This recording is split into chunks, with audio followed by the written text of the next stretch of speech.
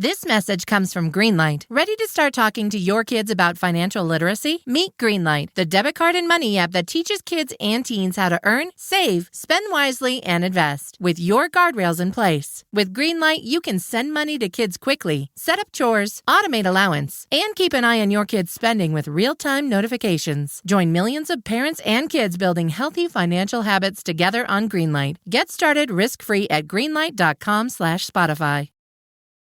This series contains adult language and descriptions of graphic violence. Listener discretion is advised.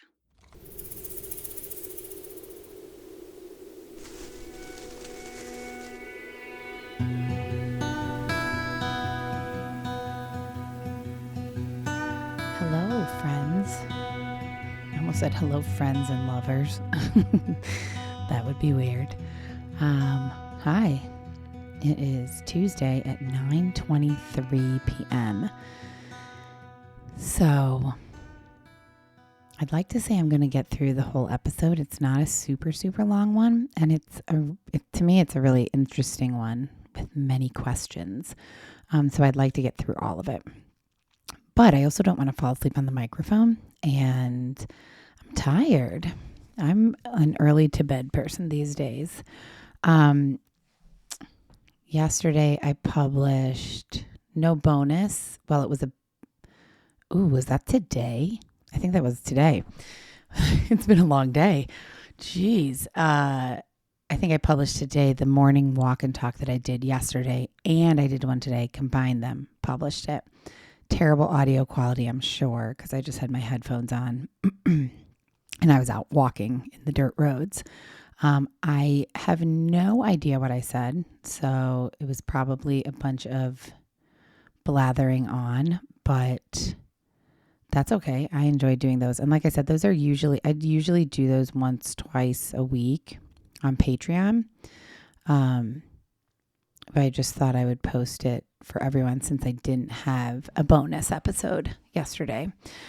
But I do have a new episode today, and I'm not going to spend very much time doing housekeeping stuff. I do want to say, because I know that not everybody listens to the bonus episodes, especially I'm sure if it's what I posted today, like the morning walk and talk rambling. I do. So I think I said on there, but I want to say on here, since this is where more people listen, that I'd say thank you to Sandra and Laura's husband and Sandra's husband for coming out and having some drinks with Mark and I on Saturday. I planned that Friday. I think it was Friday. Either way, I planned that horribly because I was nervous and was both afraid that no one would show up and then afraid that several people would show up, and both made me nervous. So I kind of like danced around it last week, I feel like, and didn't officially say where we're going and what time and whatnot until the last minute. So that was poor planning, and I apologize, but it was really nice and really fun meeting two of our listeners in person and getting to hug them and have a drink. And Mark had a great time. So definitely want to do it again. And this time I promise I'll plan better. I will pick a place and date and time and let everyone know weeks in advance. And I will not plan it around the holidays. It was just bad planning on all accounts by me. So I did want to say that on here. I did really good with Instagram messages recently. Still working on continuing that. I have not checked the voicemail or email for a few days. So if you emailed or voicemailed and I don't mention it, that's because I haven't checked it. But tomorrow is the day where I will be checking it. So, that is about it. Today was a busy day. I am doing my best to fill my time with paying work. For Jim, for Brandon. Nobody needs to know any of this. So I'm just wasting time, and it's 9:30 at night. So let's get into it. Today we have, I just realized I knew how to pronounce this guy's name. I'm looking at my notes right now. And now I can't remember. I heard a news report where they said Steven Koecher. And then I heard 2 podcasts where they say Steven Koecher, which are very similar. So I'm just going to go somewhere in between. I'm just going to refer to him as Steven and not try to tackle that last name a bunch of times. But our story today is about Steven Koecher. Takes place in Utah and Nevada. I'm not going to talk about Nevada because it does take place in Las Vegas, in the Las Vegas Valley area, like Henderson, Anthem, Clark County, basically. So if you're not familiar with Nevada or Las Vegas and Henderson are the 2 highest populated cities in Nevada, but they're really not very separate. I mean, they're like on top of each other. So you could almost look at them as all one big city, and they're both in Clark County. And I don't know why this is important, but I did come across this fact and I thought it was kind of interesting. I'd imagine it has to do with some type of law enforcement is designated to this area. But as of April 2024, the federal government owns over 80% of the land in Nevada. So it has the highest percentage of federal land in the entire country. And that comes out to about 48 million acres of public land, which is the Bureau of Land Management manages. So Clark County is where Henderson and Las Vegas both are. It's the most densely populated areas. And over 90% of Clark County is managed by the Bureau of Land Management. So some of our story takes place today there, just so you know. That may come into play later, may not. I'm trying to keep some suspense here, guys. I listened to several other podcasts today, over the past few days, and I'll share about those at another time. But it made me really realize how different this podcast is than others, and gave me a good reminder as to why some people probably hate this podcast, because I don't anymore. I did. And perhaps I'm going to start again. Listening to these podcasts, it made me I should be doing better. Like the sound design and sound effects and stuff like that. Music in the background. It's all very I don't have an editor to do that. So it's very time consuming, but it really does make a difference. I mean, some of these, I was listening to a few of these shows and I was like, oh, the building suspense. And you can't just get that just with my voice. I also listened to a few where I was like, God, this person's voice annoys me. But where was I going with this? Oh, just that. Yeah, listening to some of these really polished true crime podcasts, it makes me, it gives me the desire to attempt to do that more with this one. So we'll see. No promises, as always.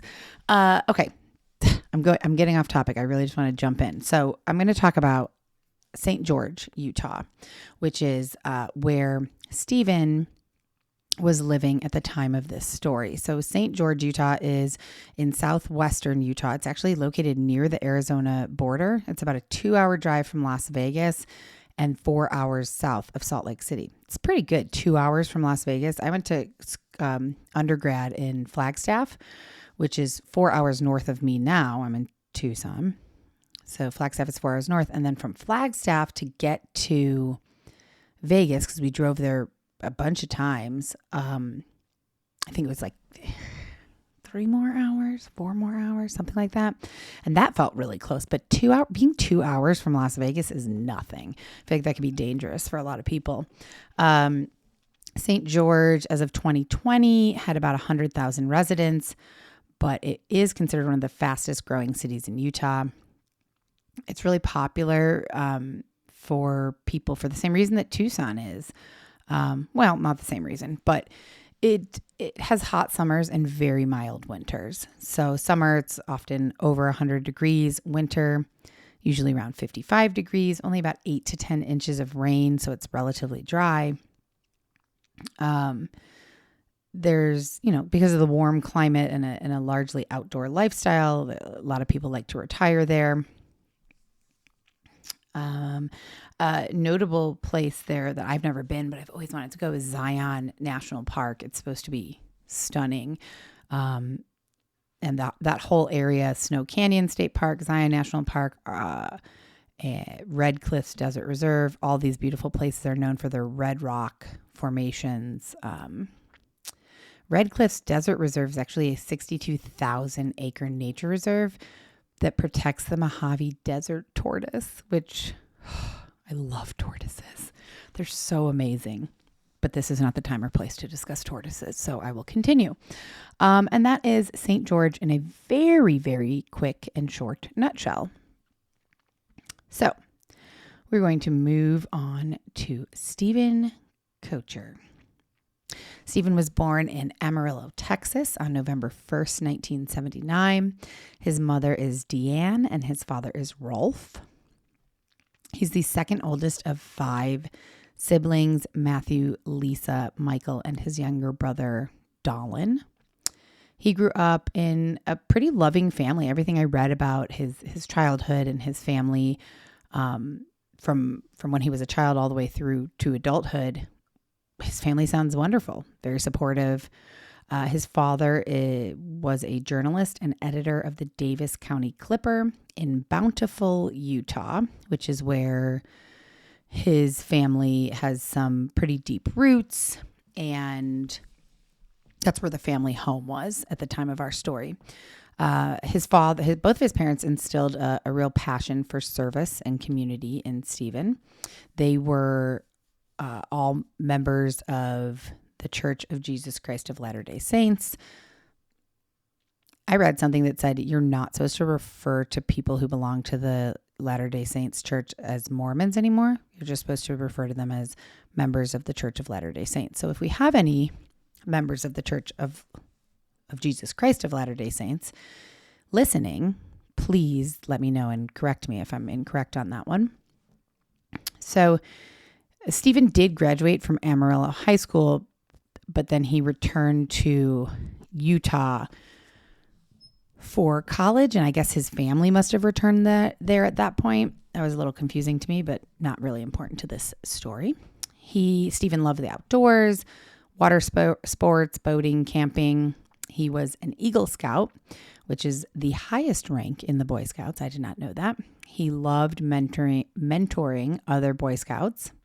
He also loved music. He was learning guitar. He loved to sing. I mean, he was a well-rounded child, teen, young adult, and as a member of the Church of Jesus Christ of Latter-day Saints, he dedicated much of his life to serving others. He was a devout Mormon. He didn't drink. He didn't use drugs. He mentored others through the Big Brothers, Big Sisters program. He coached youth sports, and just like his father did, he went on a mission to Brazil. Now, I don't really know what these missions are. I actually only know about them from, this is shameful, but from watching The Real Housewives of Salt Lake City on Bravo, and I actually don't really like it. I don't really like that Housewives franchise. It feels like a little forced. Anyways, again, not the time or place to discuss. I would love to have an episode just discussing all Bravo shows, but I won't do that now. I'm not quite clear on what the mission is for Mormons, but I know that all boys do it. Do girls do it too? I don't know. Truthfully, I didn't look into this because it's not really relevant to this story. But he went on a mission to Brazil like his father did. And in preparation, this is so impressive to me, he learned Portuguese before he went. That's impressive. He continued to follow in his father's footsteps by writing for the Davis County Clipper after he graduated from the University of Utah, with a bachelor's degree in communications in 2005. prior to that, he did receive an associate's degree from Ricks College at the time. It's now BYU, Idaho in Rexburg. And Steven really wanted to avoid being accused of any type of nepotism or only getting the job because of his dad. So he used a pen name, Steve Fell. Fell was his middle name. He was quite good writer. He won second place in the 2006 Utah Press Association's award for best feature article. He really excelled at the Clipper, but it was long hours and he wasn't crazy about that. So he moved to a role at the Salt Lake Tribune, and he was there for about 18 months. Again, didn't love the long hours. So in 2008, he began a marketing job at a software company called Matchbin. And it was a place where he felt he could kind of combine his communications background with his love of creativity. And he liked it there. What he didn't like was the winters in Salt Lake City, especially the air quality. And I had never heard of this, but apparently in Salt Lake City in the winter, there's really poor air quality caused by something called temperature inversions. And this is a phenomenon where warmer air settles itself over colder air and results in pollution and smog being trapped near the ground. And it's problematic mostly in the wintertime, and it's something that Steven found pretty unbearable. So in the winter of 2008, he decided he was going to make a move to St. George, Utah. After the winter of, I knew that wasn't right, after the winter of 2008. So in April of 2009, he decided he's going to move to St. George, Utah. It's a lot warmer there. He liked the idea that it was close to Las Vegas. He thought this would be a good place for him. And it's a good thing he chose to do it then, or it's understandable why he chose to do it then, because that winter of 2008, it snowed nearly every single day in Salt Lake City. Temperatures barely got above freezing for the last 2 weeks of December. There was a huge snowstorm on Christmas, which to me right now sounds magical.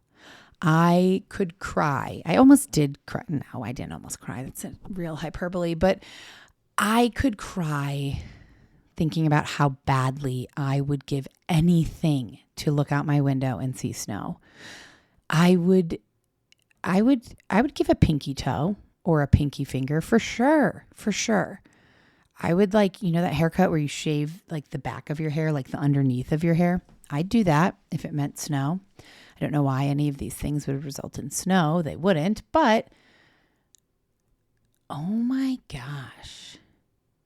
I'm so sorry, but this is strange. I have to take a picture. I am sitting in my office at my desk, and behind my computer, I have a 32-inch, a really small TV that I've had for over a decade. It's amazing. It still works. And there's like a screensaver on it. It's a Roku TV. And at the bottom of the screen, it's like billboards passing by. And there are different movies and TV shows advertised on those billboards. It has been doing this all day. I have not had this on all day. It's just been the screensaver on it. And one just passed by that says what is it called? Wild Crime, 11 Skulls, all new season on Hulu. First of all, I've never heard of this show, ever. I randomly opened one Instagram message today, just one, from days ago. And the person who wrote it, which I'm going to tell you, even though this is a huge interruption, I know, I'm sorry, Michelle wrote and said, I can't remember exactly what she said, but she said that she was watching this true crime show. And that's what it was called, Wild Crime. Never heard of it. Saw her message today, and now it appeared on my decade-old TV screensaver. I have so many things I could say about this right now. but I will not. That's already been too much of a diversion from what we're talking about here. Okay, sorry. Forgive me. So, Steven has relocated to St. George, and good thing and understandable because the last winter he spent in Salt Lake City was pretty horrendous, although it sounds fucking amazing to me. I looked literally everywhere in the Southwest because I was like, okay, if I can find a place where there's going to be snow, especially these past 2 weeks that Mark's had off work, I was like, we'll pack up the dogs, we'll drive to snow. It has to be snowing. I literally looked Salt Lake City. I was like, it's got to be snowing in Salt Lake City. Nope, dry as a bone. No snow anywhere. Literally the past 2 weeks, I would look every day because I was like, if I find somewhere with snow, I'll be able to convince Mark we'll just go. Nope. Canada was the closest place that I found snow in the past 2 weeks. Okay, but not the point. Steven is in St. George, relocated there. He was able to continue working for Matchbin, the software company, remotely, which is great. He rented a house in St. George and had an adult male roommate. I mean, I don't know how he found him, from some website, something. Roommate named Jordan Zirkle. And the two were pretty different. Steven, as we've talked about, deeply committed to his faith. He was highly involved in his church, followed LDS teachings. He didn't drink alcohol or caffeine. Jordan, on the other hand, drank beer, smoked pot, was not religious, did not attend church. So they were kind of opposites. But even though they had these differences, there's no record of, no indication that their relationship was bad. It was actually pretty amicable. They were said to apparently play softball together sometimes. They were able to coexist without any issues. And in 2021, Jordan gave an interview, and this is how he described it, which I think is fantastic. He said, quote, "We didn't have a lot in common. He's Mormon. I'm from Chicago." Which is like, I don't need to explain it, but I think that's great. Now, even though everything was pretty copacetic between Jordan and Steven, there were some really weird things going on with the guy's landlord, whose name was Brett Bishop. So in that same interview that Jordan gave in 2021, now I don't know if he mentioned these things back in 2009 when our story actually takes place, or if he only mentioned these things in this 2021 interview. Not sure. But he did say that when him and Steven moved into the house, there was a bunch of guns that Brett had left in the house. He said Brett allegedly was always walking around with a toiletry bag filled with prescription pills, which is funny because I keep all my prescription pills in a toiletry bag as well, but that's just so that I can easily go to Mark's house. So I don't know. I might relate to Brett a little bit here. And when they rented the house, Brett said, this is a vacation home. I'm never there. I'm never around here. But it turned out that wasn't really true. He came by all the time, and especially at really weird hours, like 2 a.m.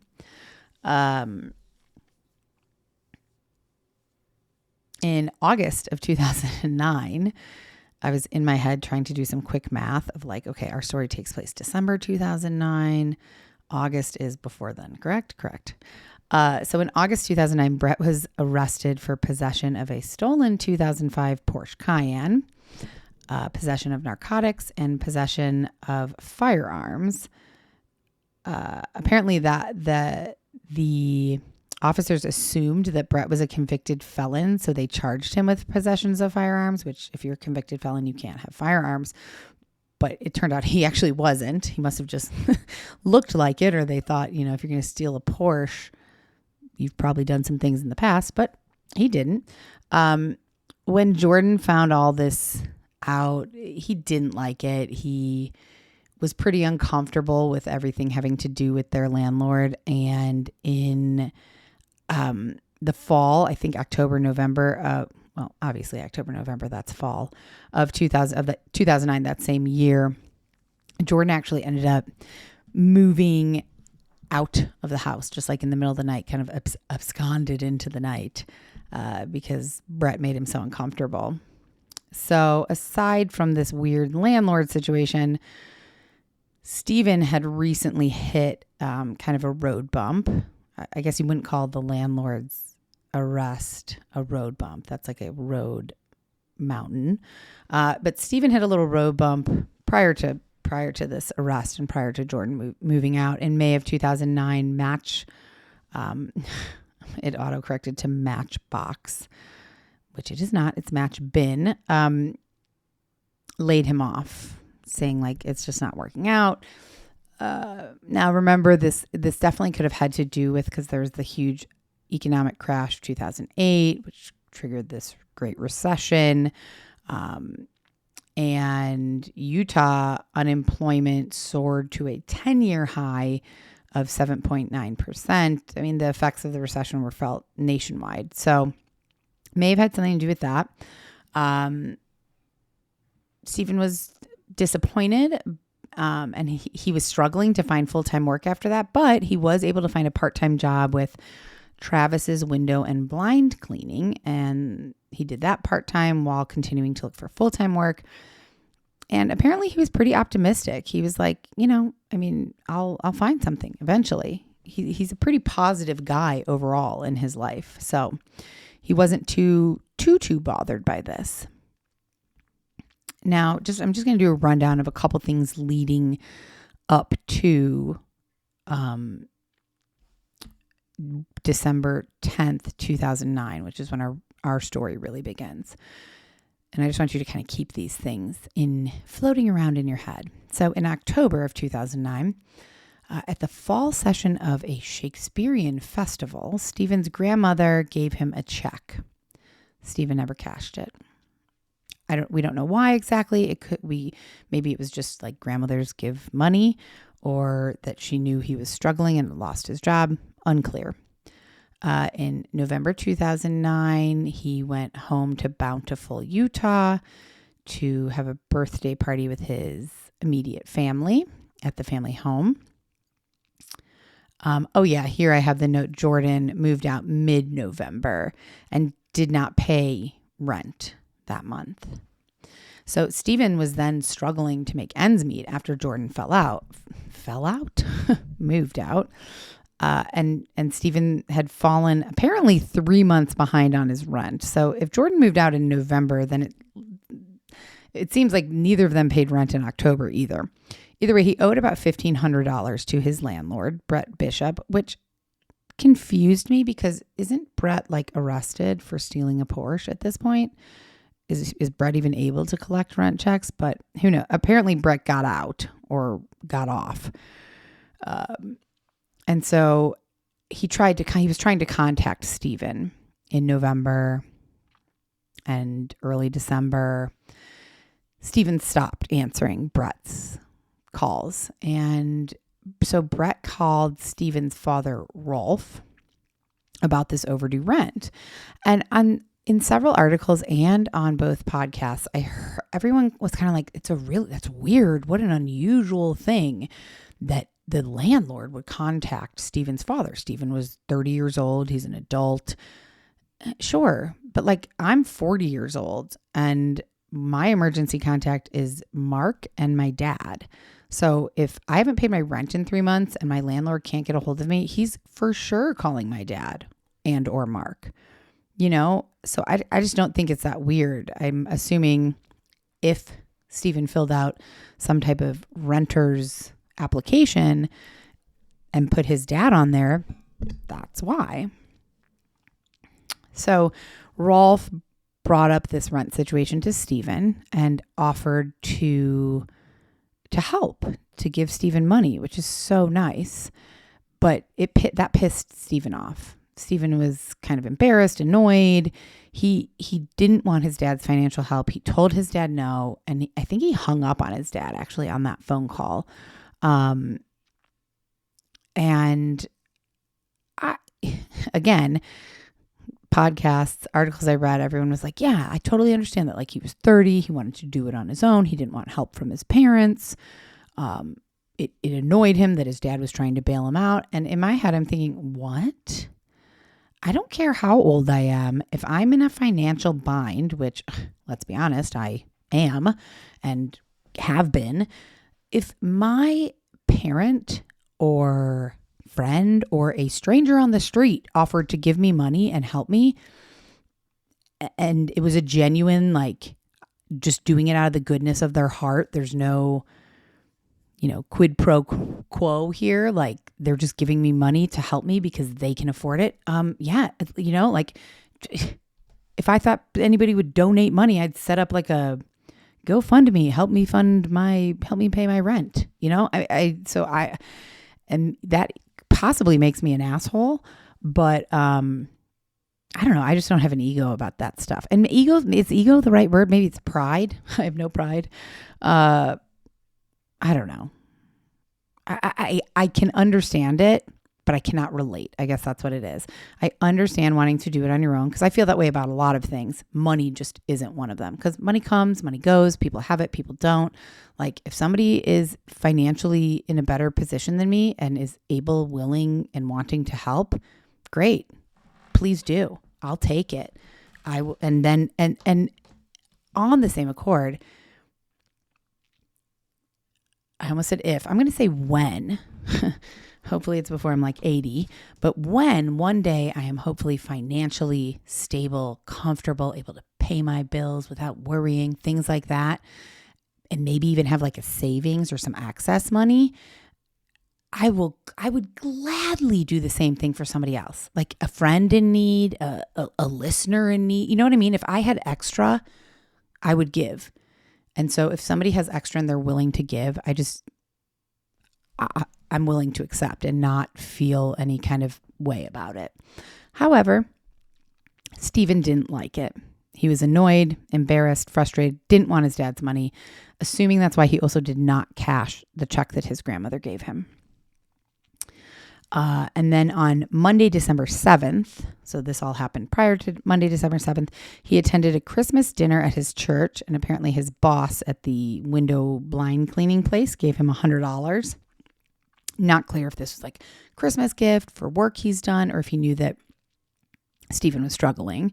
But I believe, don't quote me on this, I believe it was cash. So Steven kind of couldn't refuse it. I guess he could have, but he didn't. Wednesday, December 9th was something called Ward Temple Night. And there's a quote from a church member that said we did sealings, SEALINGS, sealings at 6:30 p.m. She said, yes, Steven was there. He was in the same session as I. I had no idea what any of this meant. These are words I haven't heard before. I don't know what a ward temple night is. I don't know what a sealing is. So I did look this up. Ward temple nights are events organized by a local ward, which is a local congregation. I do know that I thought this was just in the South, but apparently not. Like in Louisiana, it's like different. Ooh, am I wrong? Different wards, right? No, parishes. Shit. Okay, scratch that. I don't know. So a local ward. Maybe that is just in Utah. Somebody correct me on this, please. It's an event organized by a local congregation of the Church of Jesus Christ of Latter-day Saints for members to attend temple to get the temple together. They're typically focused on worship, spiritual growth, and performing sacred rituals such as baptisms for the dead, endowments, or sealings, SEAL, sealings. I already said that, but I said it again. The only one I looked up was sealings. I didn't look up baptisms for the dead. A sealing is an ordinance performed in LDS temples that seals family relationships for eternity, not just for this life. So a marriage sealing means that a husband and wife are sealed together as an eternal couple. Parent-child sealing, children are sealed to their parents, ensuring family bonds extend beyond mortality. And I'm sorry, I'm saying this with some sarcasm because it doesn't matter. My opinion is not needed here. I will keep it to myself. this, Micah, here we go. This is my unpopular opinion. I'm going to make a note. I got to make a note. Because I'll share it on Patreon. Because I don't want to piss anybody off. Here. Unpopular opinion. Eternal.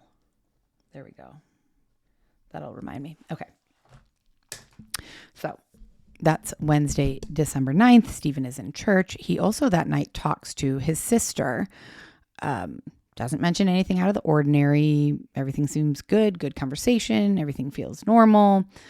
He didn't mention anything about traveling, leaving town, nothing like that. And that's weird because on December 10th, the very next day, Stephen began taking a series of strange and seemingly very random road trips across Utah, Nevada, and Arizona. These trips spanned hundreds of miles and were really difficult to explain and kind of marked the beginning of an unsettling chain of events. So, early morning on December 10th, 2009, Stephen left St. George, Utah around 2:15 a.m. He was driving his white 2003 Chevy Cavalier, and he drove nearly 300 miles north to Salt Lake City, where he got gas with his debit card at 6:45 a.m. From there, he headed west, and I mapped this all out, so I will post these maps. So he went 300 miles north, then he headed west on Interstate 80 to West Wendover, Nevada. He stopped for gas at 8:45 a.m. in West Wendover. Now remember, Nevada, it doesn't matter too much, but just for those people who are really picky and listening, Nevada is Pacific time, whereas Utah and Arizona are Mountain time. Arizona doesn't observe daylight savings time or anything like that. Doesn't matter too much, but if the times feel like an hour or two off based on distance, that's why. So, got gas in Salt Lake City at 6:45 a.m., then drove to West Wendover, got gas there at 8:45 a.m., and then he continued 100 more miles to Ruby Valley, where there was a ranch owned by the Neff family. Who are the Neffs? Well, Stephen had previously dated Anne Marie Neff, and they had broken up. This is his ex-girlfriend, but he decided, I have written down here, to drop in unannounced, but like this doesn't really feel like a drop in. He's driven 300, I don't know. He's driven a lot of miles, well over 400 miles to Ruby Valley to just drop it. Like he hasn't done anything except for drive at this point. It's not like he's stopped here, done this, and I happen to be in Ruby Valley. Let me pop in. No.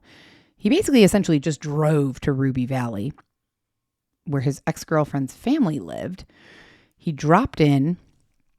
Her parents were there, and he said, I'm in the area. I thought I'd just stop by to say hi to Anne Marie. That's his ex-girlfriend. She wasn't there. So the Neffs, her parents, being very kind people that they were, decided, okay, come in. You can stay. We'll give you lunch. He got there around 11 a.m. They ate lunch. He mentioned to Anne Marie's parents that he was on his way to Sacramento to visit family, but he wasn't sure that he would make it because there was bad weather. Okay, so many things wrong with this. Stephen had no family in Sacramento. He didn't even have any friends. As far as his sister and parents, as far as Stephen's family knew, he didn't know anybody in Sacramento. And the weather wasn't really that bad. So this was a very, just randomly weird thing to say. They didn't know that, though. So they were like, okay, cool. Have a great time in Sacramento. He was there for about 2 hours. Around 1 p.m., he left and did not head to Sacramento. He headed back to St. George the same way he came. He basically retraced his steps all the way back home. He, on the drive, had another phone call with his sister around 3:45 p.m. Pacific time. She said that he never even told her that he was on a road trip. Said nothing about Sacramento. He's driving. They're talking. So, I don't know. I guess conversations are different, but obviously that was a stupidly obvious statement. Of course, conversations are different. But if I'm talking to I don't know, I guess maybe my dad wouldn't ask. If I was driving, he wouldn't be like, "Are you driving in Tucson or are you driving out of Tucson?" I would just be like, "I'm driving." But why not mention it? If I was driving, if I had gone up to see Jackie in Phoenix and was on my way home and talking to my dad, I'd be like, "I'm driving back from Jackie's. I'm heading back to Tucson." So I find it just a very strange thing that he's talking to his sister as he's driving back to St. George after driving hundreds of miles out of St. George. It all feels a little bit weird, but fine. We'll keep going. He stopped for gas in Salt Lake City and he got there around 4:40 p.m. He then continued on to Springville, Utah for another gas purchase around 5:25 p.m. Again, I didn't see anything that called this weird, but that's less than an hour apart. So if you're getting gas in Salt Lake City at 4:40, why do you then need gas again, 45 minutes later? You don't. So weird. Keep these weird. I'm just going to point out weird things. So we've already had several.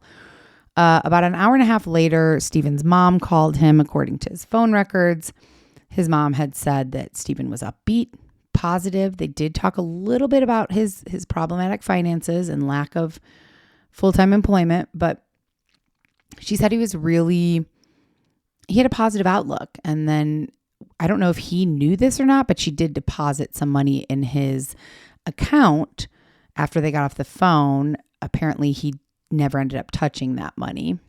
I don't know how they can really tell that though, because, well, never mind. So he continued on his way. He grabbed dinner at a taco time in a place called Nephi around 7:24 p.m. and then continued on his way to St. George, got home around 11. By the time he got home, that is about 1,000 miles round trip I have written down in just over 24 hours. I mean, he left at 2:15 a.m. and he got home at 11 p.m. That's under 24 hours. And why? Why did he do this? What was the point of this trip? All he seemed to do was spend money on gas, eat lunch for 2 hours with his ex-girlfriend's parents, and then come home. He didn't tell anybody about it. He presumably didn't stop any other places because if all these times and that he stopped different places are because of gas receipts or phone records. So it's really easy to track this trip. He didn't go really anywhere off the freeways.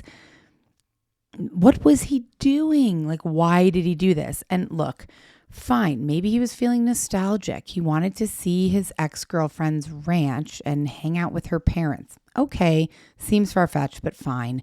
But it's 7 hours away or however many hours away. Is that worth it? No, but again, okay. But the catch here for me is the money problems. If I was bored and feeling nostalgic, I could no more afford right now to drive out to LA, have lunch, and drive home because of the gas. And in 2009, gas was about $2 a gallon. I looked up his car, the Cavalier, approximately 30 highway miles to the gallon. So this initial trip, I mean, it would have only been, I guess, $75 to $90-ish. Isn't much. But also, if you're broke and you can't pay your rent, I guess I can only speak in terms of if I'm broke and I can't pay my rent, I'm not taking a $100 day trip joyriding on the freeways. So what the fuck was he doing? Big question. And there's no answer right now. So the next day, December 9th, he's back in St. George. He's handing out flyers for the window and blind washing company he worked for. And while he's out passing out these flyers, guys, FDR. Oh, I'm so sorry. That came out of nowhere and so rude. He's passing out flyers for the window and blind washing company. He came across two young girls who had accidentally locked themselves out of their house. Being a very caring man of service who wants to help people, he helped them look for the missing key. They lost their key.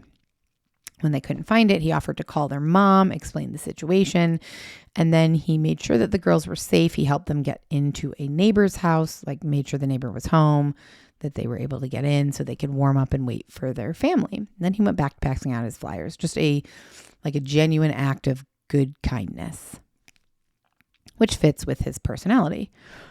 He also that day, December 11th, spoke to his ward's bishop, the leader of his local congregation. The bishop said they had a great conversation. They discussed potential upcoming job opportunities in the new year. The bishop said nothing was unusual or concerning. Stephen was in great spirits, which is unusual because what he did next on the next day, December 12th, was another little road trip, but this time he headed south. So his cell phone pinged near Overton, Nevada, which is close to Lake Mead. It's about an hour and 15 minutes south of St. George, about halfway to Las Vegas from St. George, basically. Very small town. No idea what he was doing there. But he was there for a while because we don't have any movement on his phone. Well, that's the wrong word. He's not pinging off of anywhere else. So I don't think at this point they were able to track like every single step that he took, which like with nowadays, I'm assuming with our iPhone, like you could tell if I took one step to the right and one step to the left in my own house. I'm exaggerating, but you know what I mean. So I don't think back then, it wasn't that long ago, but 15 years ago, I don't know. I don't know how good the tracking was. They could track a phone based on what cell towers it's pinging off of. So it pings off of a tower near Overton, Nevada, earlier in the day. We don't have him spending any money, at least on his debit card. We don't have him going so far away that his cell phone pings off a different tower until evening when he's headed north again towards St. George, and he stops in Mesquite, Nevada at 4:04 to buy gas and snacks at a convenience store. So what the hell was he doing all day in Overton, Nevada, or the surrounding area? No idea. No idea. Apparently, it's such a small town, there must not be very much CCTV there because nobody was able to determine what the hell he was doing in this small town for the entire day, to the point where he wasn't heading home really until 4 p.m. And then again, this throws me. And now that I'm going through this again, it's throwing me for a loop. I feel like either I wrote something down wrong. I don't know. Because I have a few hours later at 7:58, he returned. It must not be a few hours. I guess that's the only mistake because he wasn't a few hours away. He was really only an hour and a half, 2 hours away. So he gets back to St. George at 7:58 p.m. or a little before then. And we know this because he stopped at the Kmart, which Kmart doesn't exist anymore. But he stopped at the Kmart. He spent $38 on a baby's bib, cookies, and Christmas ornaments. And these were believed to be Christmas gifts for his brother because every year their family, 5 kids, it's a lot of people to buy gifts for. They did a gift exchange where they'd pick a name. And so you only buy gifts for that person and their family if they have one, like their, you know what I mean, kids, wife. So he picked one of his brothers, and that's probably what he was doing. Again, where the fuck was he all day? And even getting gas in Mesquite, Nevada, he's not 4 hours away from St. George. He didn't even go 4 hours away. And then, so that's where his receipt says at Kmart 7:58, I believe. And then a neighbor saw him return in his car to his apartment complex around 10 p.m. So we have another 2 hours. St. George is not that big. It doesn't take 2 hours to get from Kmart to his apartment. So there's another 2 hours unaccounted for. No idea. And then about 30 minutes later, he left his apartment again in his car around 10:30 p.m. on December 12th. Now, there's nothing to confirm or deny whether he came back that night. Like, nobody saw him come back. It's possible that he did, but it's unlikely because the next day, on December 13th at 7:52 a.m., a friend from St. George named Greg Webb called Steven. Greg said that he was on his way home, driving home from Las Vegas, but he was worried he might not get home in time for the 11 a.m. church service, and he was supposed to lead this church service. So he was calling Steven to say, hey, can you lead the service for me? Steven said, sorry, bro, I can't, because I'm also in Las Vegas. He said, but if you really need me to, I can rush home. I'm only about 150 miles away. And again, this is a little weird to me because, like, if they're both in Vegas and Greg is already headed home, why would Steven get there faster? It's weird. Either way, Greg said, don't worry about it. You know, enjoy yourself. I'll figure it out. I'll get home in time. So yes, it turned out that when Steven left his place at 10:30 the night before, he did not come back because, according to what he told Greg, he was in Las Vegas. About 2 hours later, he got another call from another member of his ward, his congregation, a guy named Seth Aboud. And Seth said, can you, I won't be able to make the church service. Can you make an announcement for me? And Steven said, can't. Sorry, I'm missing the service because I'm in Vegas. At 10:15 a.m., he got yet another call from someone in his congregation. I do not have this person's name, but they were calling asking if he could fill in for Greg because Greg was running late. He said, I already talked to Greg and told him I can't because I'm in Las Vegas. Now, fine. Is this that weird? I guess not. What's weird to me is that not one of these 3 phone calls, not one, did somebody say, no, like when Greg called and said, can you fill in for me? I'm in Vegas. Don't you think Steven would have been like, no way, dude, I'm in Vegas too. Why are you here? I'm here for XYZ. Like, even if you're not friends, you're friendly enough to have each other's phone number and go to the same church. So, I mean, unless Greg Webb is in Vegas cheating on his wife or something, which I'm assuming not because they're all very involved. Well, I was going to say they're all very involved in their church and seem like very upstanding citizens, but I guess that's, people can go to church and still be bad people. We know that. So, I don't know. 3 people though, like fine. Let's say Greg doesn't want to tell Steven why he's in Vegas. Okay. But like Seth didn't ask and this third person whose name I don't have didn't ask. Come on. That's weird. That's weird to me. Anyways, we shall continue. At 11:54 a.m., a home security camera on Savannah Springs Avenue in Sun City, which is not the actual name of the city, it's a retirement community in southern Henderson. A home security camera captured Steven's vehicle driving west on Savannah Springs Avenue. So the Sun City Retirement Community, it's a planned community that was constructed between 1998 and 2008. It's for active adults over 55, which is really, I hear that.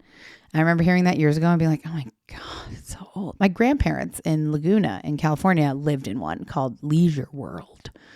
And I just remember visiting. I loved visiting because I could drive the golf cart all over. But I was like, oh, I have so many old people. 55, it's so old. And now I'm like, I could live there. I could I'm going to blink and I'm going to be 55 and I could live there. And I would live there. I am all about an active adult community. This one was built around a world-class golf course, had great amenities, clubhouse, tennis court, swimming pools, group fitness, all kinds of events. And I remember my grandparents living in Leisure World. Like there was always bingo in the clubhouse and morning aerobics in the pool, and all the ladies would take a walk around the golf court. Like, of course, it's like living in college dorms, but for older people. I think it sounds awesome, and I can't wait to do it one day. There were more than 7,400 homes in the development. It's not a gated community, and the homes weren't like huge opulent mansions. I mean, a lot of them were 2-bedroom, 2-bath, single story. Single story is not weird here though. So I think some people associate single story homes with like, oh, it's kind of dumpy or small. And in Chicago, where I grew up, that would be somewhat true. Like a 1-story home, that just didn't really exist. It did. I'm being an asshole. But here, it's like 2-story homes are kind of weird, at least in Tucson. It's rare. Every story, they're all ranch style, all 1 story. So these were 2-bedroom, 2-bath, about 2,000 square feet, which is pretty big. The whole place was aimed at retirees, empty nesters, who want to be part of a fun community. And yeah, so it's, the one podcast I heard, Sins and Survivors is the name of the podcast. Never heard of it before. It's all about crime in Vegas. They said, one of the hosts said, I've heard it called an affluent community, but I wouldn't necessarily think the residents are wealthy. It's not gated. So Steven could have gotten in there with no issues. He wouldn't have needed a code or anything. So at 11:54, so he drives into this community. He's driving west on Savannah Springs Avenue at 11:54. Somebody's home security camera captures that. 6 minutes later, a person wearing a white shirt and slacks, we assume is Steven, Steven's family said it's Steven, is seen walking in the opposite direction, east on Savannah Springs, down a sidewalk. He appears to be carrying something in one hand, possibly a file folder or portfolio. Shortly after that, another security camera on nearby Evening Lights Street picked him up as he walked north until he disappeared out of the camera range. Now, I read a few different things here that a camera picked up his car parking. You see him exit his car. You see him go back to his car to get something and then continue walking.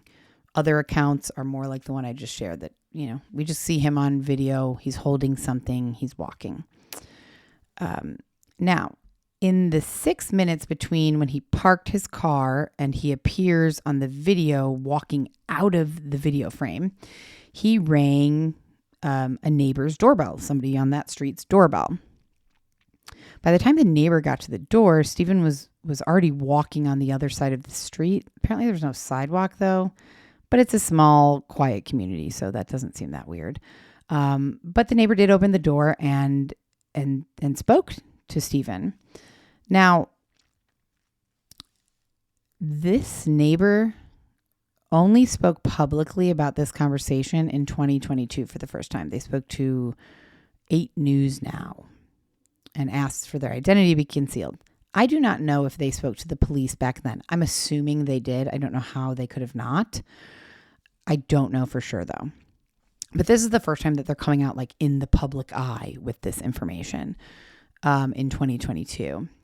And the neighbor says that Steven said, I need money.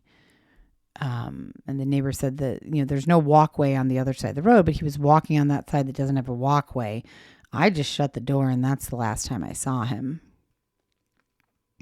So this is from that. So I'm going to read you something directly from that 2022 article. Quote, a police report indicates officers interviewed one neighbor after Steven's disappearance. Police said the neighbor appeared nervous when they contacted them and while being questioned about Steven's disappearance. The neighbor, said they did not recognize Steven, had no friends in common with Steven, I'm assuming that means, and, quote, did not trust anyone due to the drug lifestyle that people tend to have. So this is a probably elderly person who is paranoid about people coming to their door, which I don't disagree with. I'm paranoid and I'm not elderly yet.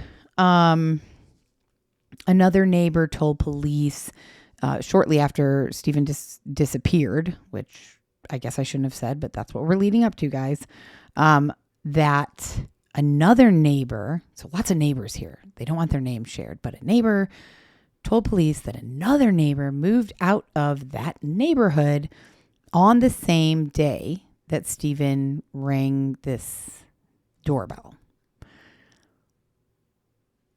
When police went to try and talk to that neighbor who supposedly moved out, he was moved out. There was no furniture. There was no one there. This is literally what the article said. I'm reading it like, well, no shit. The neighbor just told you that the other neighbor moved out. Why would they be there? Anyways, they also obtained, the investigators also obtained photos from a home in the neighborhood taken shortly after this day, which show several holes in the walls and other damage. Now, as I'm reading this again, I'm thinking that I shouldn't have chosen this article to share because it seems totally ridiculous. Like, what does that have to do with anything? I guess one of the police officers said, we have photos of a room that was destroyed around the same time that Steven parked his car, asked for money, and walked out of the frame. Is this based on a struggle and a fight and a death? Is it based on a struggle, a fight, and a kidnapping? Is it based on someone who's just mad? We don't know. That's the direct quote. And that Steven walking out of that frame after ringing that neighbor's doorbell is the last time that anyone saw or spoke to Steven. So because that little bit I just shared was kind of wonky and terrible and I should have edited it better, let's just recap here. That surveillance footage shows Steven parking his car on December 13th, calmly getting out. He's not panicked. He walks down the sidewalk. He crosses the street and disappears out of the frame, basically. I know there's a doorbell ringing in there, but he's walking with intention. Like, he knows where he's going. He's going somewhere. He's not just like aimlessly wandering. And then he was never seen or heard from again. Now, his phone did stay active after he disappeared. So around 5 p.m. on that same day, December 13th, the phone pinged a cell tower over 10 miles northeast of where he had left his car. Now, his car is still there, but his cell phone pings 10 miles northeast of there, near the intersection of Arroyo Grande Boulevard and American Pacific Drive, if that means anything to anyone. 2 hours later, it pinged again, this time at a tower closer to Henderson's Whitney Ranch subdivision, about 2 miles north of his previous location. So first it pings 10 miles northeast, then it pings 2 miles north of where he parked his car in that Sun City retirement development. Early the next morning on December 14th, the phone pinged at a tower near the interchange of Interstate 515 and Russell Road, another 2 miles north. Also at this time, around this time the next day, Steven's landlord, Brett, sent him a text. And about an hour later, I don't know how you can determine this, but the police were able to determine that someone accessed Steven's voicemail. And the phone was traced to US 95 and Russell Road, where it stayed for 2 days before losing signal, which probably meant the battery died, perhaps.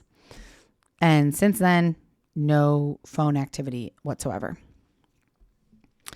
So the day after the last ping from Steven's phone, December 15th, the Homeowners Association in Sun City Retirement Community had noticed this car parked at the end of Savannah Springs cul-de-sac and had been there and not moved, as residents had told the HOA. So they looked through the car window. They're trying to figure out whose car it is. Looked through the car windows. They saw one of the flyers that Steven had been handing out for the window washing. So they could plainly see the phone number. They called the phone number, described the car, talked to the owner of the company, who gave them Steven's cell phone number. I'm assuming also gave Steven's mom's number, because the HOA left a voicemail on Steven's phone. And then on December 16th, reached out to Steven's mother and left a voicemail on her phone. She didn't answer or return the call that day, but on the next day, December 17th, so Steven has not been seen since December 13th at this point. His phone kept pinging for 2 days, but no one has seen or heard from him. And now we're at December 17th. Steven's mother returned the call. She then realized that no one in the family had spoken to him in a week, and they were unable to locate him, to get a hold of him. She reported him missing. Steven's brother and sister immediately drove from Salt Lake City to St. George to kind of start looking for him. So one of the first things that happened was police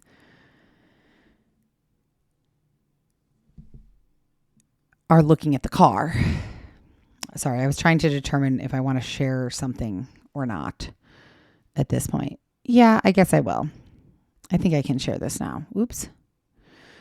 So when Steven's car was found, they did not process it as a crime scene, because it wasn't. At the time, it was just abandoned. There was no reason for them to suspect that a crime had been committed. So it was never fingerprinted. It was never formally processed, nothing. And I don't know what that is, because Steven walked away from his car. So I tend to think the car wouldn't have had any evidence, but who knows? They did go through the car, and inside the car, they found a shaving kit, a coat, some pillows and blankets, his recently purchased Christmas gifts. His phone and wallet and driver's license were missing, but his laptop and phone charger were at his house. And the car had half a tank of gas. It was in working condition. They also found job applications inside the car. So all of this suggests to me and to police and to his family that he was planning to come home. Like, Steven didn't just abandon his car with Christmas presents that he had bought and filled out job applications that he was going to turn in. Like, this is somebody who is planning to return to their car and continue on with their life. Again, at his apartment, when they went to look in his apartment, his family and the police, everything was in order. Nothing was disturbed. Like, his passport was there. His clothing and possessions were all where they usually are. He didn't have any suitcases out. It wasn't like he was planning to go on a long vacation. And, Steven's mom is remembering their phone conversation on December 10th, just 3 days before he vanished. And again, she said he was upbeat. He was optimistic. He was positive he was going to find a new job. He was excited about spending Christmas with the family. So all of this suggests that Steven was planning to come back home and planning to be with his family on Christmas. His family does not believe at this point that he would have just walked off and disappeared into the world or taken his own life. None of these signs pointed to a man who's fleeing his life or committing suicide. They just didn't. So on December 17th, a massive search began. Officers and the family searched in Henderson, St. George, Mesquite. They searched desert areas, obviously not all on that one day, but in the coming days, they searched the nearby golf courses. They went door to door in Sun City asking if anyone had seen Steven. Steven's family visited jails, morgues, hospitals throughout the entire Las Vegas area.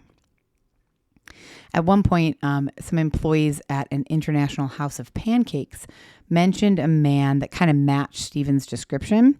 And they told Steven's family, yeah, this guy was eating here like every day for the past few weeks. And the family thought, well, that's weird, but maybe it's him. Maybe it's him. So they ate there every night for like 4 or 5 nights, hoping that he would walk in. And then finally another employee said, okay, well, I got a great look at him and I served him. So this is actually what he looks like and this is what he ate. And they were like, oh, that's not Steven.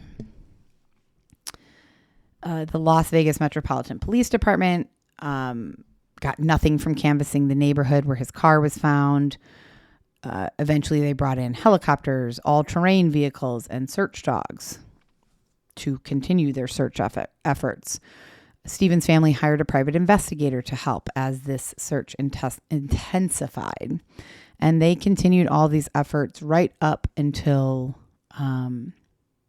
Christmas. And on December 23rd, Steven's mom says that the reality of him being gone really sank in because Steven had promised his mom that he would be home on December 23rd to spend holidays with the family.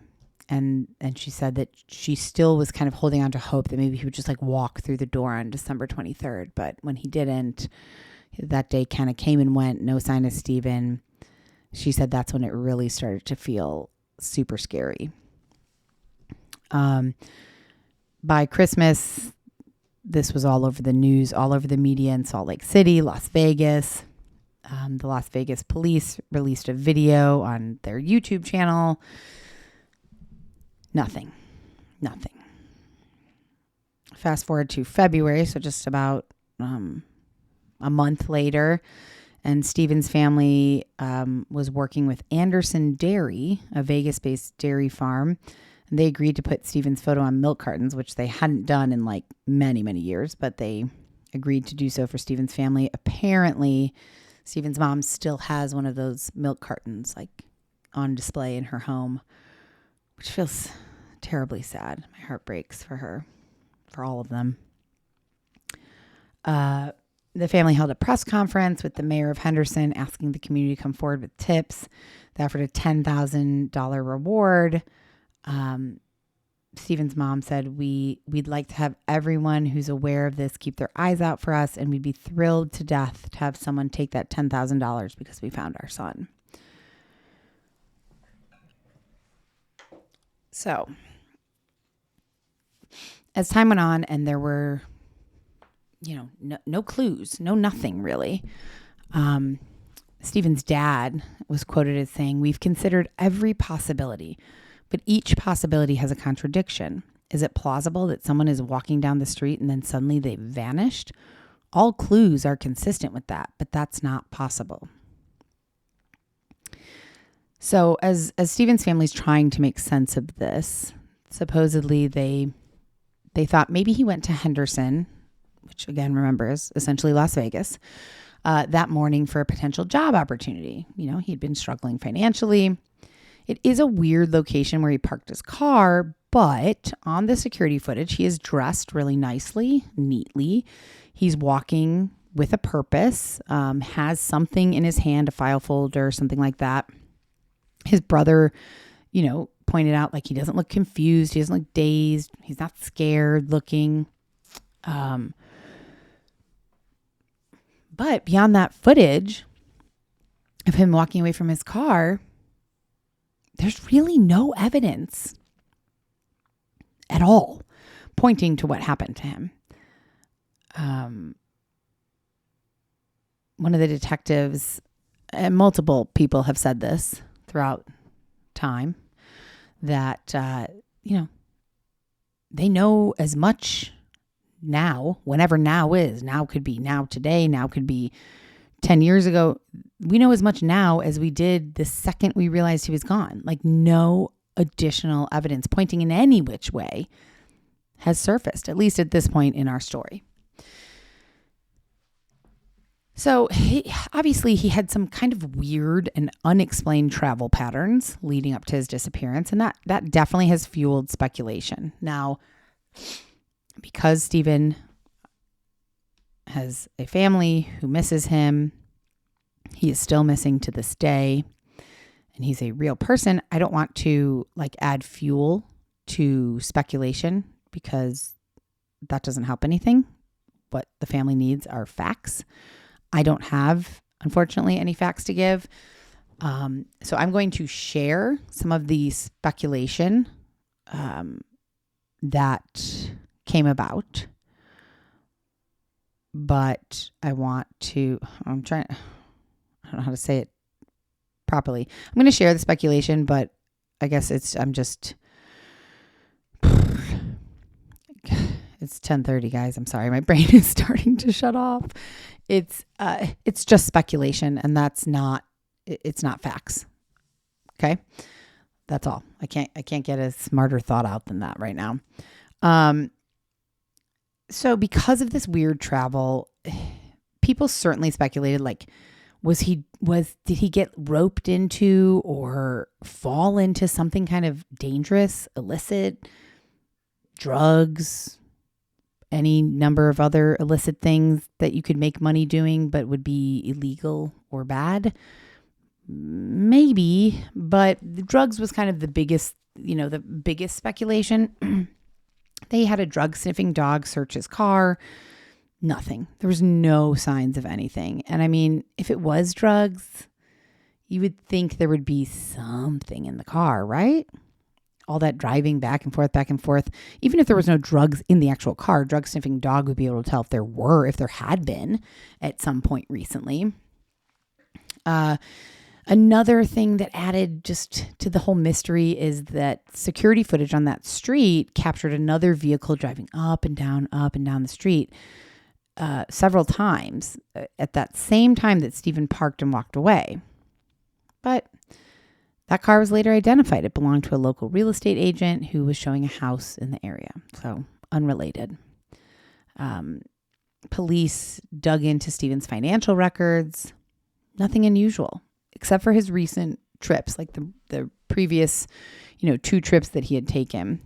The only activity on his credit card after he disappeared on the 13th was an automatic charge from GoDaddy, which is a web hosting place, probably linked to his time at Matchbin.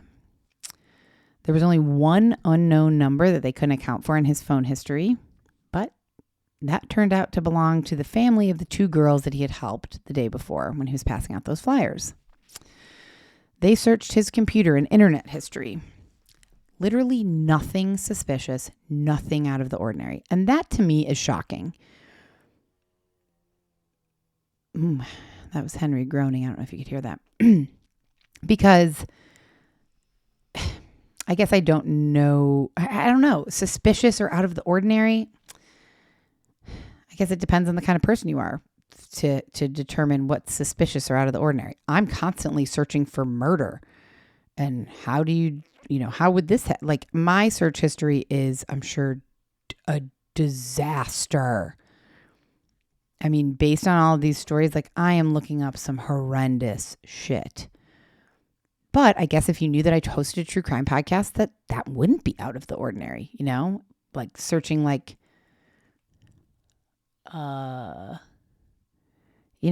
latest fashion trend, that would be out of the ordinary. But searching murder? No. So, but it is weird. It's shocking to me that there was nothing. He's so wholesome, so good and wholesome that, I'm going to bite my tongue. It's very devastating. Nope, I'm stopping myself. Let's keep going. Investigators checked his history at the St. George Library because he sometimes used the computers there. They checked all the computers, nothing weird. Checked what books he had checked out. A biography of basketball player Pete Maravich, a book about early settlers in southern Utah, and a DVD of The Lord of the Rings. He loved history. I may have left that out in the beginning. But he was a history buff, and he loved learning about his family's ancestors. He would have gone crazy for ancestry.com. He kept a diary, which I love. He documented his thoughts and his challenges in life. And at the time of his disappearance, the only struggles that he mentioned in his diary were his financial situation and that he was a bachelor, that he didn't have love in his life. But he even wrote as he wrote about these things, he also wrote that he thought it was going to change. He really believed both of these things were going to get better.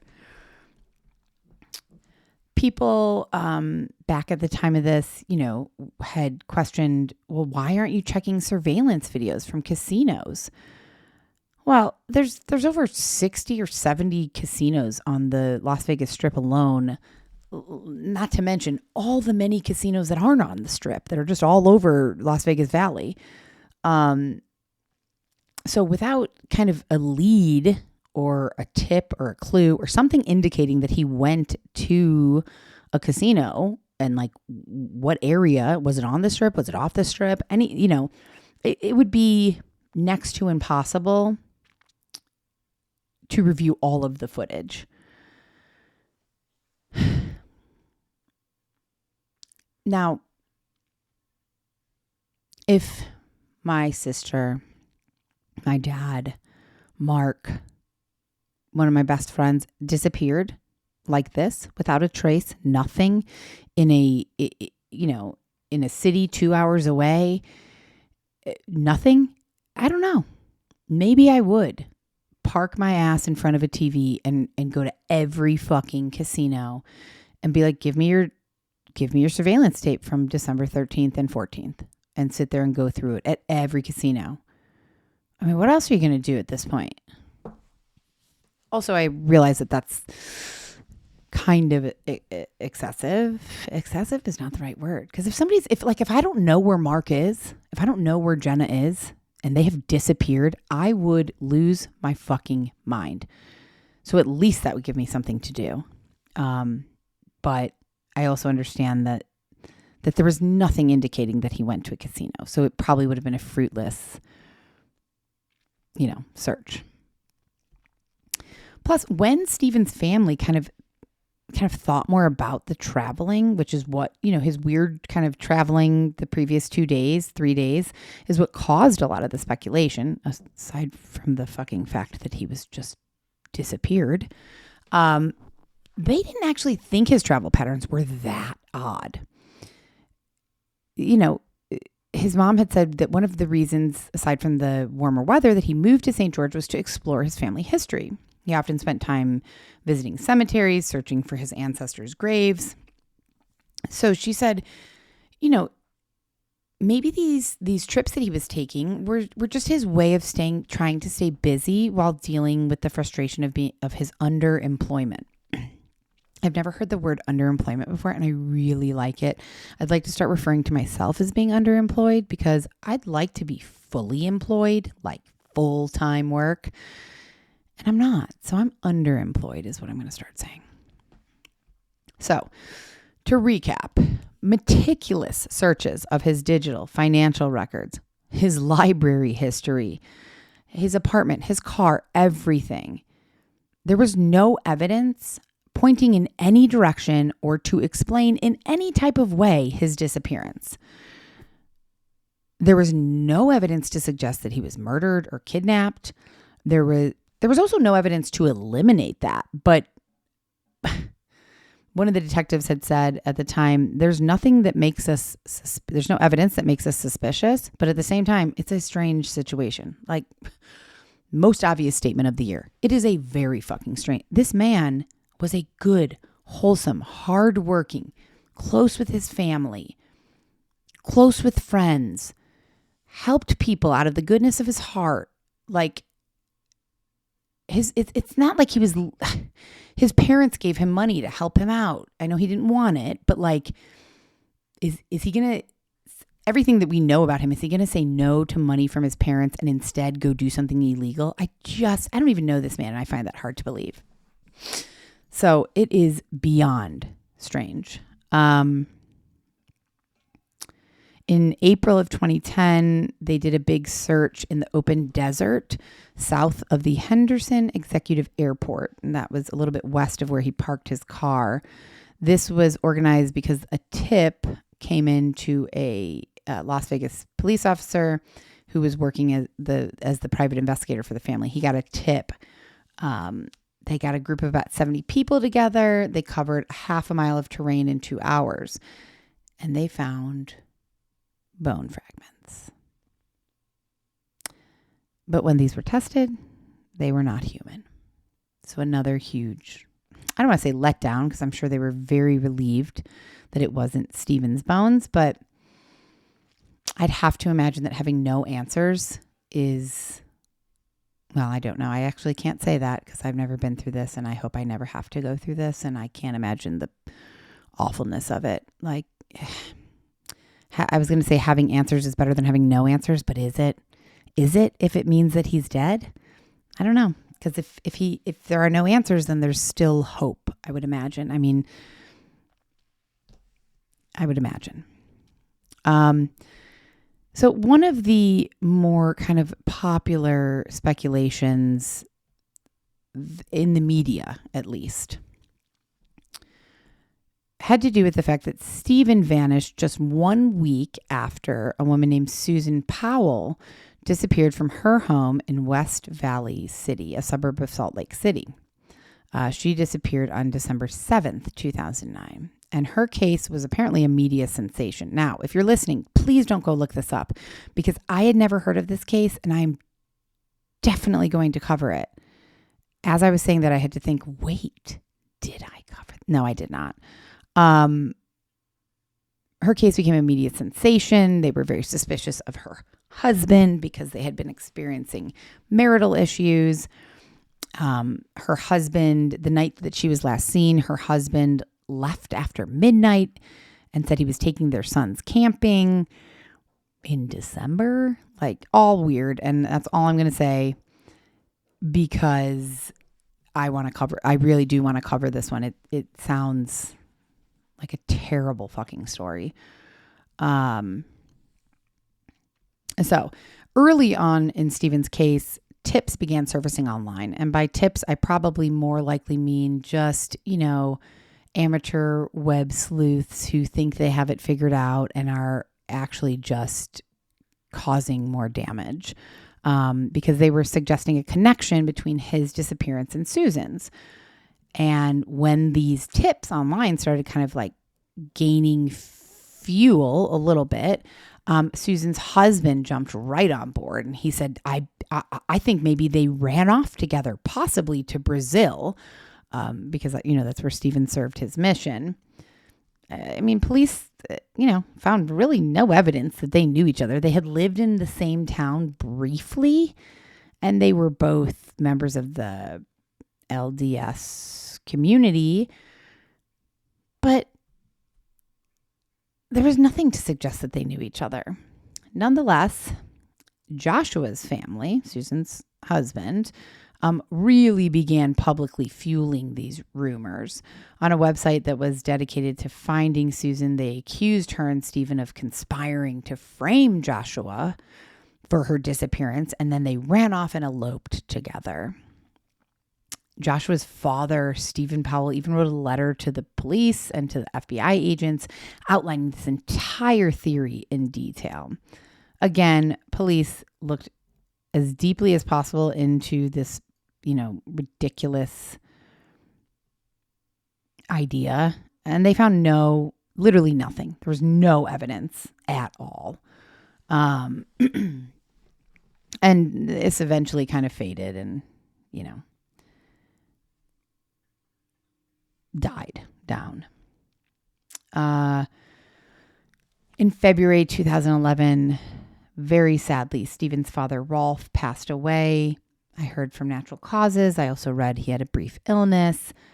I also read that he may have had toxic shock syndrome. Either way, really, really heartbreaking to have to go through. I just can't imagine for Steven's mom. It makes me, honestly, makes me want to cry thinking about that. Like, her husband, her person who she was getting through this with is then gone, and her son is gone. I don't know where she is today, but if she is able to get out of bed in the morning, I commend her immensely. shortly before Rolf passed, the family filmed an episode about Steven's case for Investigation Discovery, the series called Disappeared. It aired about 2 months later, which did bring more attention to his disappearance.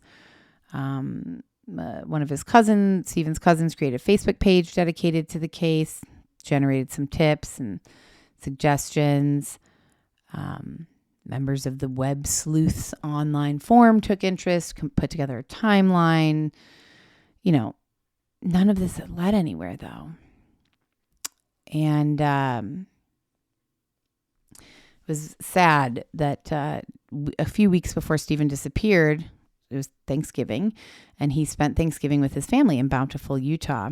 And while he was there visiting for Thanksgiving, there was a tree in the front yard that he put white Christmas lights on. After he went missing, his family left those lights on until they burned out the following summer. And this became a tradition, decorating that tree and lighting it each year in Steven's honor. And at this point in 2011, after no additional evidence, after no movement really in any which direction, and then of course after Steven's dad Rolf passing away, the family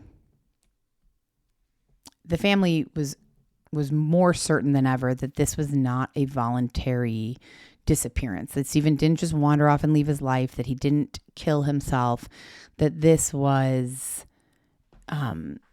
he was taken against his will, because, they all said if he had just disappeared voluntarily, his dad dying would have brought him home for sure, if nothing else. I also, from what Steven sounds like an absolute gem of a man. And I have to believe that for sure his dad passing would have brought him home, but he would never put his family through this. Like, I'm talking about him like I know him. I don't, but I feel like I do. So again, his parents don't believe that he intentionally disappeared. Investigators have found no evidence of foul play, though. It's a completely baffling case. Both Utah and Nevada police continue to investigate the case, but at this point it will be 15 years in 3 days. It will have been 15 years since he vanished. And his family is still, of course, still hoping for answers or as any kind of answers.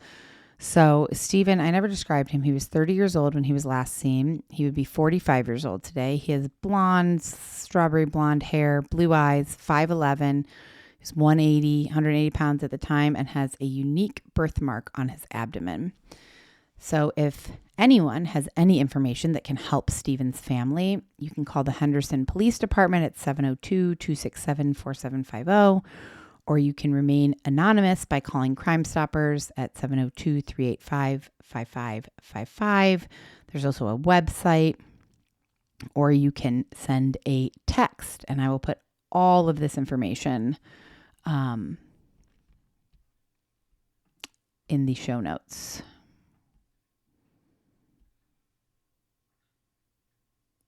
And yeah, there we go. I'll put that in the show notes. And that is the story of Steven Koecher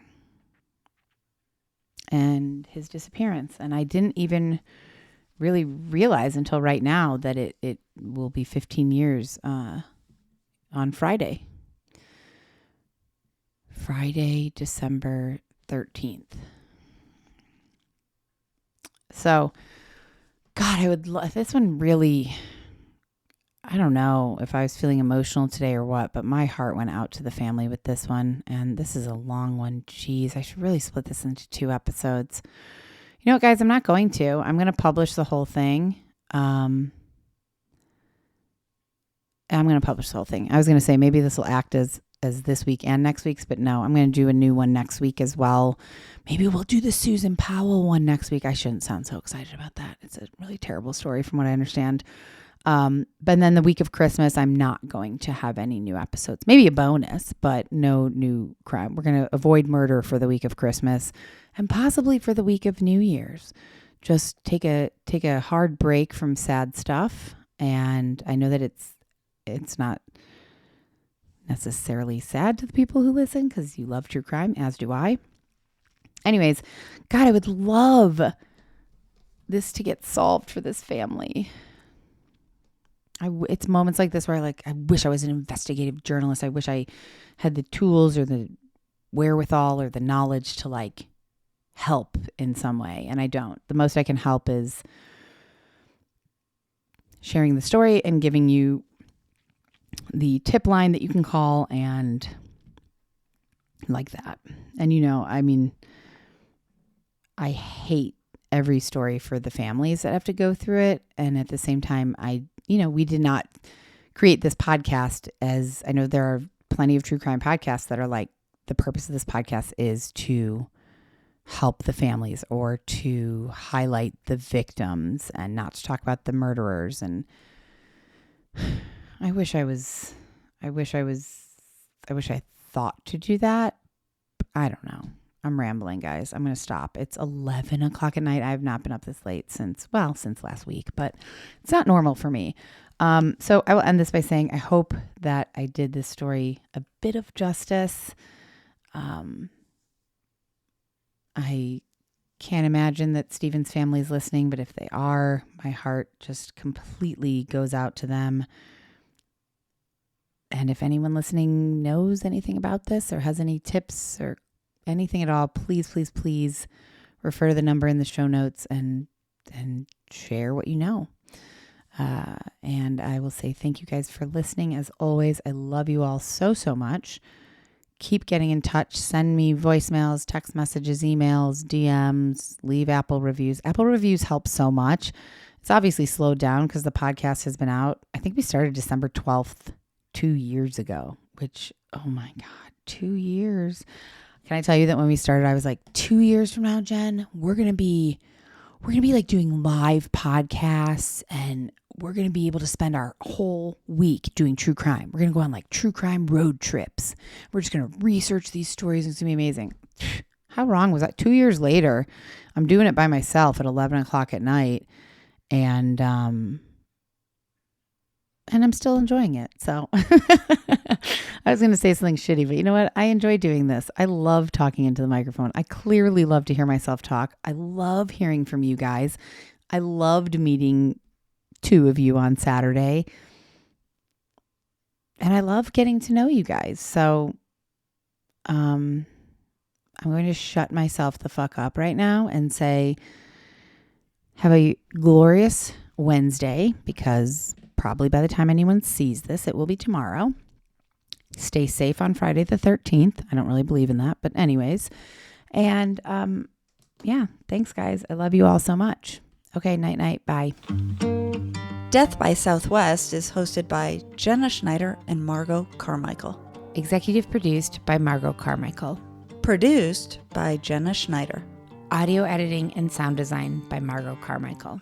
Music by Soundstripe. And a special thanks to Edward R. Murrow for letting us borrow his famous sign-off phrase, good night and good luck.